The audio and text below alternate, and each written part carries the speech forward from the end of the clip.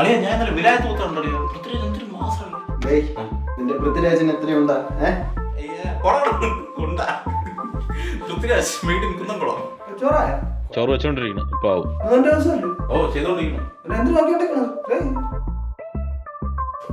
ആയാ അങ്ങനെ പറഞ്ഞ ടോൺ ശ്രദ്ധിച്ചായിരുന്നോ? അതൊരു ഫീഷൻ ഒരു സ്വരയില്ലേ? അല്ലെങ്കിൽ നിന്നെ ഫീഷൻ പെടുത്താൻ അങ്ങനെ പോടാ, ഇന്ന് ഞാനല്ലേ ഫുഡ് ഉണ്ടാക്കണ്ടേ? എനിക്കറിയാം പറഞ്ഞ ടോൺ വ്യത്യാസമുണ്ടോ. എനിക്കും അങ്ങനെ തോന്നി. ഇന്ന് അളിയനെ പറഞ്ഞ നാളെ എന്നെ പറയും. ഇത് നമുക്ക് അനുവദിച്ചെടുത്തുക. അങ്ങനെ ആരല്ല നീ പറയാ. അല്ലേ എനിക്കും തോന്നി. മര്യാദക്കാണെങ്കിൽ അങ്ങനെ ഭീഷണിപ്പെടുത്തിയിട്ടാണെങ്കിൽ അങ്ങനെ ഉണ്ടാക്കണ്ട. എല്ലാം കൂടെ തിന്ന് തീർക്കരുത്. എല്ലാവർക്കും കൂടെ ഉള്ളതാണ്. എല്ലാം കൂടെ തിന്ന് തീർത്താൻ തന്നെ ഇവിടെ ഉരുട്ടു. കണ്ടല്ലോ ഫീഷൻ പെട്ടെന്ന് ഭീഷണിപ്പെടുത്തണം. ഫീഷൻ കണ്ടല്ലേ?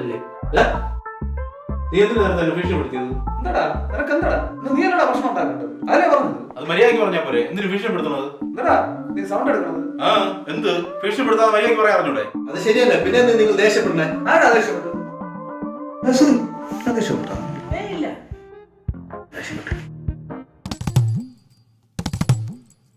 ഭീഷണിയാണെങ്കിൽ ഇന്ന് രണ്ടിലൊന്നും അറിഞ്ഞിട്ട് തന്നെ കാര്യം. അണ്ണൻ കൊണ്ട് മടക്കി ഇന്ന് രണ്ടിലൊന്നും അറിഞ്ഞിട്ടെ കാര്യം. നിനക്കെന്താ വൈകി? അത് കിട്ടാത്തന്റെ ഞാനൊക്കെ ആർക്കാ ഏതൊക്കെയാണ് ഇവിടെ? എന്താ നിനക്ക് അടിക്കണോടാ? അടിക്കണോടാ? എന്താ നിനക്ക് അടിക്കണോ? എന്താ എന്താ ഭീഷണിപ്പെടുത്തുന്നത്? നീ അറിയാ എന്താ